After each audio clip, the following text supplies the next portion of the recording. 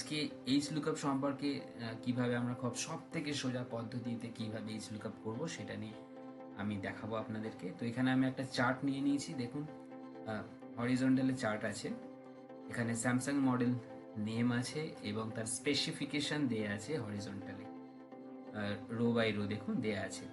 তো আমি এখানে একটা সিঙ্গেল ক্লিকে কিভাবে মডেল নাম থেকে তার স্পেসিফিকেশনটা জানতে পারবো সেটা আমি দেখাবো। তো সিম্পলি প্রথম নিচে দেখুন এখানে আমি একটা চার্ট করে রেখেছি মডেল নেম, র্যাম, মেমোরি এবং প্রাইসের।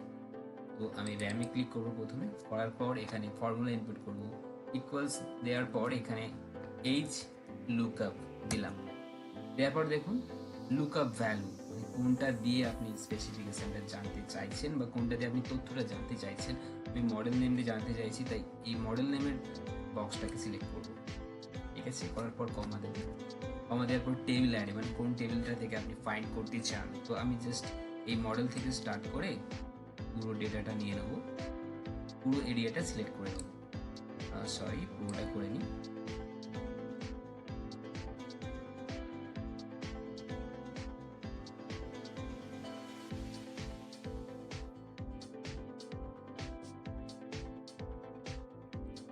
নেওয়ার পর কমা দেবো, কমা দেওয়ার পর এখানে বলছে রো ইন্ডেক্স নাম্বার, কোন নাম্বারটা, এই তথ্যটা কোন নাম্বারে আছে রো এর দিক থেকে। দেখুন VLOOKUP-এ কিন্তু কলাম ইন্ডেক্স নাম্বার ছিল, যেহেতু সেটা ভার্টিক্যালি ছিল, এটা হরিজন্টালি থাকার জন্য আপনার রো থেকে চাইছে নাম্বারটা। দেখুন এখানে র্যামটা আছে সিলেক্টেড এরিয়ার মধ্যে সেকেন্ড নাম্বার, দেখুন M13 এর পরেই র্যাম আছে, মডেল নেমের পরেই র্যাম আছে, মানে সেকেন্ড অপশানে আছে। তো এখানে আপনি জাস্ট সেকেন্ড অর্থাৎ 2 প্রেস করবো, করার পর কমা দেবো, দেওয়ার পর অ্যাপ্রক্সিমেট ম্যাচ হলে ট্রু, এক্স্যাক্ট ম্যাচ হলে ফলস, আপনি জাস্ট 0 প্রেস করবেন। এসব দেখা এখানে নট অ্যাপ্লিকেবল দেখাচ্ছে, এর রিজন হচ্ছে এখানে আমি তো মডেল নেম তো ইনপুট করিনি, নেম ইনপুট করছি। ধরুন আমি M30 মডেলের র্যাম জানতে চাইছি, তাই আমি জাস্ট এখানে M13 লিখলাম, লেখার পর চলে আসছে ম্যাজিকের মতো। তো আমি সিমিলারলি কিভাবে মেমোরি প্রাইস কিভাবে জানতে চাইবো, একই রকমভাবে ফর্মুলা ইনপুট করে করতে পারি। এছাড়াও একটা সোজা পদ্ধতি আছে, আমি যেখানে ফর্মুলা ইনপুট করে রেখেছিলাম সেই সেলটাতে ক্লিক করব, করার পর এই যে A9 B12 এইগুলো আছে, A9 বলতে এখানে মডেল নেম দেখাচ্ছে, আর B2 to L5 পর্যন্ত এই এরিয়াটাকে দেখাচ্ছে।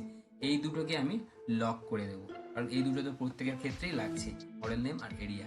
লক করার জন্য এই নেমটার আগে জাস্ট $সাইন ইনপুট করবেন, করলে এই সেলটা লক হয়ে যাবে। তেমন এই বি এর আগেও আমি $সাইন ইনপুট করলাম, করার ফলে কি হলো, এই সেল দুটো লক হয়ে গেল। এগুলো এবার আমি ড্র্যাগ করলেও এটা চেঞ্জ হবে না, জাস্ট এন্টার প্রেস করুন, করার পর আমি র্যাম থেকে এটা ড্র্যাগ করব,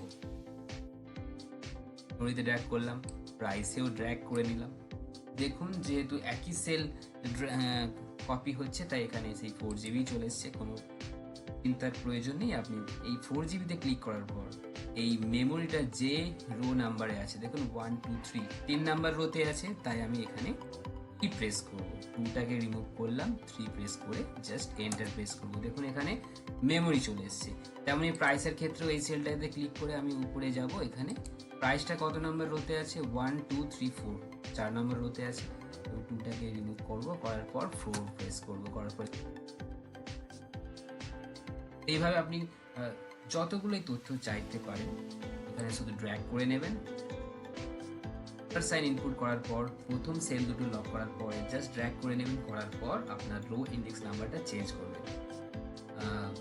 ভিডিওটি ইনফরমেটিভ লাগলে বঙ্গনিউজকে সাবস্ক্রাইব করে সঙ্গে থাকুন, এবং খুব তাড়াতাড়ি গুগল শিটে কিভাবে আপনি করবেন একই রকম পদ্ধতি, তো গুগল শিটে কিভাবে করবেন সেটা নিয়েও একটা টপিক আমি ভিডিও করে রেখেছি অলরেডি, সেটা 2-1 দিনের মধ্যেই চ্যানেলে আপলোড করা হবে।